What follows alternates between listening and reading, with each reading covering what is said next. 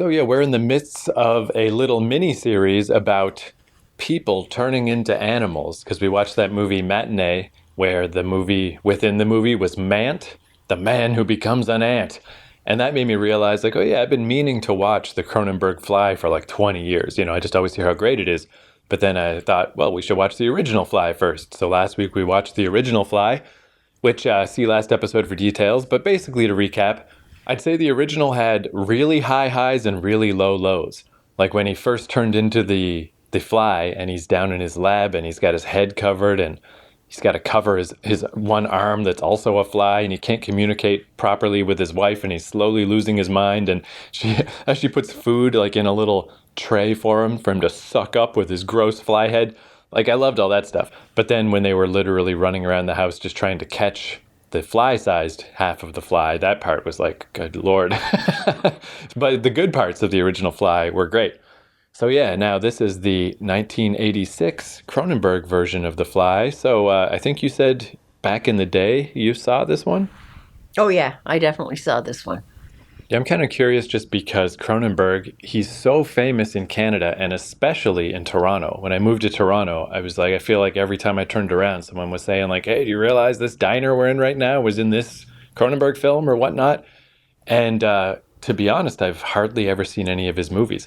I think of him more as an actor, which is really weird. He's in this movie called Nightbreed that I had the poster of when I was a kid. Not a great film or anything, this Clive Barker movie, but he was in it. And to me, Cronenberg is an actor.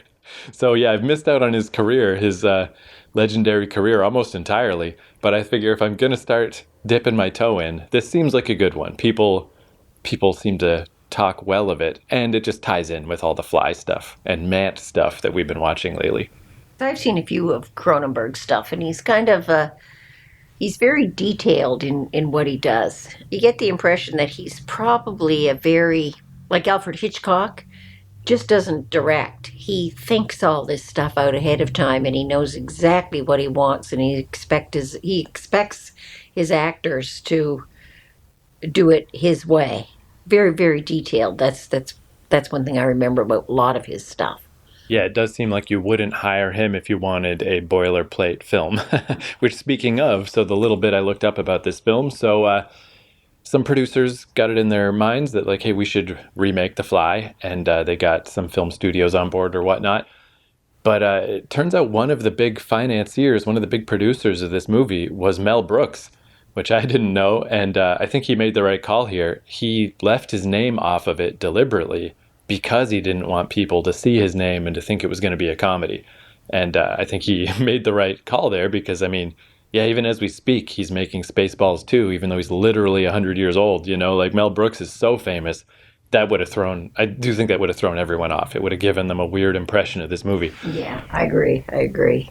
So they had a script, and the only thing they really had nailed down was instead of his instant transformation into the Fly, like in the original and in the story, they wanted to do the slow transformation into the Fly. And then, they tried different directors and ran into money problems and yada yada, all the stuff that happens with movies. But they eventually got Cronenberg on board, and he rewrote the whole thing. But he did keep that initial idea of the Fly slowly transforming. And this won an Academy Award for costumes, I think. Maybe not special effects, but, something along those lines. And yeah, the movie made a bunch of money and critically acclaimed, and Bob's your uncle. Well, that's the other thing, too. I mean, I saw Naked Lunch, I have seen some Cronenberg stuff. It does feel like The Fly is actually probably, from what I know of his career, probably one of the more accessible movies that he made, even if it is going to be a weird, creepy dude turning into a fly movie. So, yeah, I feel like not the worst place to start. All right, let's go for it. Let's check her out and do a comparison. What am I working on? I'm working on something that'll change the world and human life as we know it. Change it a lot or just a bit? You'll have to be more specific. What do you want me to be specific here in this room with half the scientific community of North America eavesdropping? Is there another way? You could come back to my lab. Listen, I'll make a cappuccino. I have a Fiame of my very own. You know what that is? It's not the Dilettante's plastic kitchen model. It's one of those a real restaurant espresso machines with an eagle on top. And Somehow I get the feeling you don't get out much. you can tell that. Yeah. So Jesus Christ, what the frig? I mean, I knew, like that this was like a body horror movie and stuff, but it still went way farther than I expected it to go. Because I was thinking how, like horror movies in general, like sometimes you kind of think like, why am I doing this to myself? Why am I watching this movie? But horror movies don't really bother me. This type of stuff is much more disturbing to me. Like when his fingernails started to come off. I think that was the worst one for me, just something about that. But then his teeth coming off, and then his whole ear comes off, and then his whole fucking jaw comes off, and I'm just like, what is this movie? Like, I feel like even the producers who, even though this was the idea, was to slowly become The Fly, I bet they didn't expect it to be as crazy as it is. Like when you hire Cronenberg, I guess this is what happens.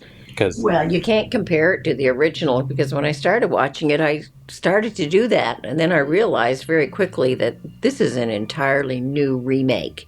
You can't compare them at all. The only thing is the basis of the story, that there's a teleporter and a fly gets in and it's kind of neat how that still works. Like that is actually a pretty good explanation for either movie for how this is happening. It's surprising how easy that is to believe in.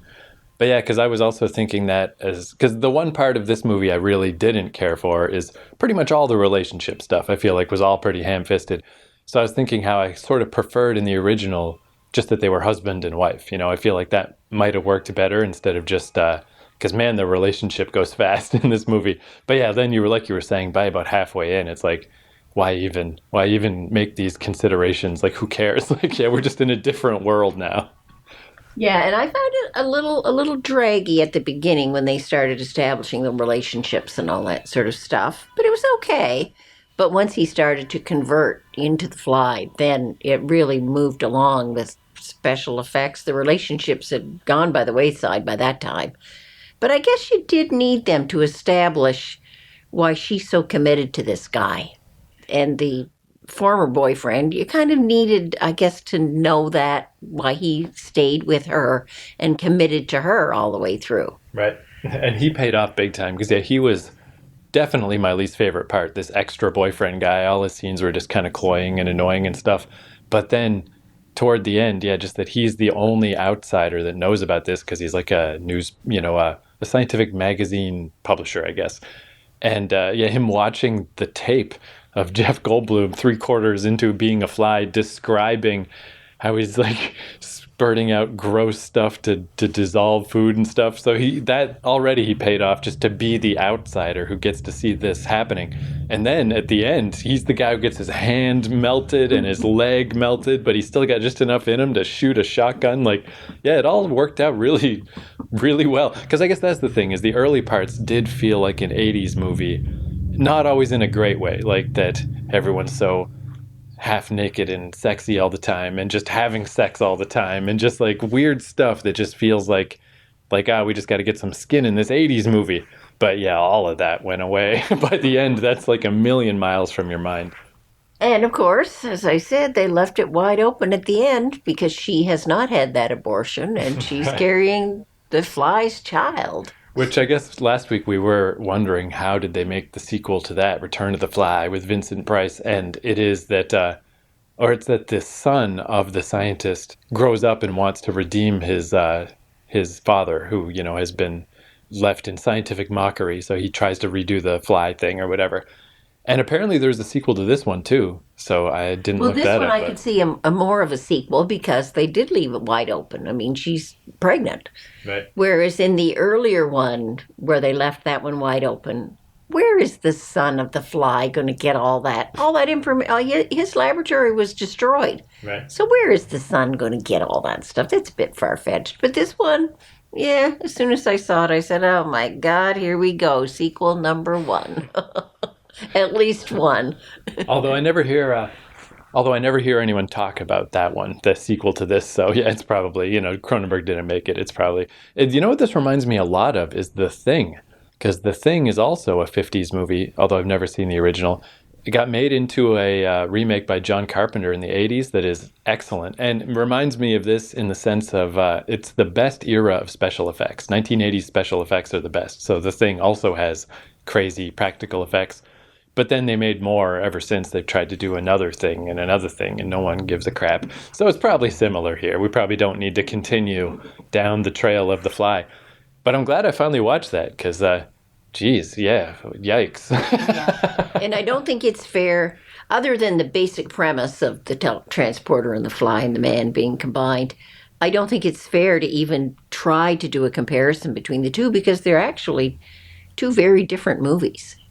I guess though, I was thinking about it, how there are little things where I was saying how, or as we were watching it, I was saying how I felt like the scientist was more sympathetic in the first movie because he's just got the shawl over him and he just can't communicate. He has to knock once for yes, two for no, that type of thing. But then I was thinking back and I'm like, however, that scientist in the original did put their cat through the teleporter when the cat was not ready to go. Really no different from Jeff Goldblum turning a baboon inside out. Like they were both kind of awful science men. But in the original, they created a mystery right from the beginning. They found a body in the press. The inspector comes to the scene. They think the woman is guilty of murder, and you don't really know what's going on until you're into it a bit and she tells the story. You're probably about almost halfway in when she actually she's had that spell and she's in bed and she's telling the story to them. This one, right out of the gate, she's getting interviews with people. He meets up with her and he tells her right from the get-go, here's what I'm doing. Here, I'm the only one who can, all these other guys are frauds. You need to come and be with me and see what I'm doing. And that was, I don't even think we were 5 minutes into it when all that was exposed. Yeah, I think definitely the thing that really makes this a good remake, I would say, is, I mean, I think you could make the argument that there's things about the original that, again, it's weird to even compare them, but that it's like kind of a better movie in a sense because, like you were saying, it starts with the mystery of the guy in the hydraulic press, and like structurally, it's got a lot of more thoughtful stuff going on in some ways, where this movie is just, he just turns into a fly and it gets worse and worse and worse. But they did that so hard, like just pedal to the metal, full speed ahead. So like, yeah, at least they just were like, this is the way this one's going to go, and it's going to go there 100%. It just never, and it's like, holy crap, like, all right, you just can't deny when someone has that vision. Like, I just can't even, I can't imagine making this movie, I guess, is what impresses me about this, is like his whole ear coming off, and then his whole jaw coming off, and just like, this is too gross. Cronenberg's famous for that, though. Yeah. Just the more, he's a good director, and he does get into the psychological side of stuff, but he also has that shock element. Just loves to shock. Yeah, so I mean, I got to give it huge credit for that because, yeah, like I do feel that when I watch horror movies now, is I'm just like, I like them as horror movies, but I don't get scared by them. I don't get grossed out by them. It's just like, another horror movie, whatever. This one definitely grossed me out. It's just like, I don't want to watch him pull his fingernails off. I don't want to see this. Like, if I was in the theater, I'd be watching this through my fingers, but not in like a traditional scary way, just in a this is super gross way. Because it wasn't scary. If anything, that was like, the other part I kind of didn't care for was when he crashes through the hospital window and it's starting to get... Yeah, that's just a doctor's office, though. Yeah. Yeah, but even so, yeah, that was... Like, traditional monster stuff didn't work so good, but yeah, just the grossness of it, though. And then he did become sympathetic by the end. He puts he's got just enough human sense left, which is similar to the first one, where in the first one, it was the scientist as a fly that's like, you got to put me under the press because this is not going to, I'm going to lose my mind soon. It's sort of similar here, although Jeff Goldblum really waited to the last second. He really did try to just like combine himself with Gina Davis, but when that didn't work, he's like, all right, put the shotgun to my head. Let's end this. So a little sympathetic right at the end. Oh, I was going to say that too about Jeff Goldblum because, like I knew him mostly from Jurassic Park, which I saw as a kid. And just since I was such a weird little kid, I was reading books. I read the book of Jurassic Park before I saw the movie, and I never liked Jeff Goldblum. I was like, the scientist guy is this guy? That's weird, because I didn't know who he was. He wasn't a a famous person to me. So in my mind, he's always that Jurassic Park guy. And I never loved him. I'm like, yeah, he's okay, but he's always Jeff Goldblum. Where similarly in this, he's Jeff Goldblum. He's the same squirrely, weird acting, the way he talks. Everything is Jeff Goldblum, but this is the role this guy was meant to play. He, like, even at the start, had his big wide eyes and his eyes darting around. He already felt like a fly. And then by the time they put the makeup on him, it's like, geez, yeah, like I was thinking about that. Like, who else? Because I read some other stuff, like some strange options, like John Lithgow and stuff, like people that are good actors. But it's like, what would that even... How could that work? It's not, this is the guy to be the fly. Yeah, as you said, he oftentimes seems to play over the top parts, but this one, yeah, you needed to be over the top when you're converting to the fly. When he's first at the interview or he meets up with her and they're, whatever, he's at that party or whatever, I thought, I don't know if he's going to pull this off. But he did. He did. When he started to convert, oh yeah, he was excellent. So yeah, just to finish off, I guess, real quick. Yeah, so a bunch of famous people they considered. So John Lithgow, like I said. John Malkovich, maybe. John Malkovich is a good actor. Yeah, he probably could have pulled that off. Then Richard Dreyfuss, I don't think so. Mel Gibson, definitely not. Michael Keaton, maybe. He's better than a lot of these. Oh, and actually, some of these they're not as crazy as I thought. James Woods also has that squirrely kind of way about him. Yeah, he could have done it. So yeah, who knows? I guess maybe there's other... Oh, Pierce Brosnan. No way. No, he's too handsome. Yeah. So yeah, I mean, I guess it's not as crazy as it sounded, but I still think they did get the right guy. Like, some of those people could have pulled it off, but man, yeah, that is the... I mean, I don't even think that's a pretty backhanded compliment, I guess. Like, oh, that's the role you were meant to play, my friend, is a man-sized fly that's all gross and falling apart. But yeah, he did a good job. So all right, from Mant to the fly to the other fly. I guess that ends our little fly mini-series. But yeah, I'm glad I finally watched it. But yeah, I don't know. I guess that's the weird thing is like I was saying, people always said this was a cool movie. And like I always had it in my mind that I should watch it. But I do think they undersold what I was about to see. I guess I'm glad, though, because I didn't think it was going to be that gross. And it was really gross.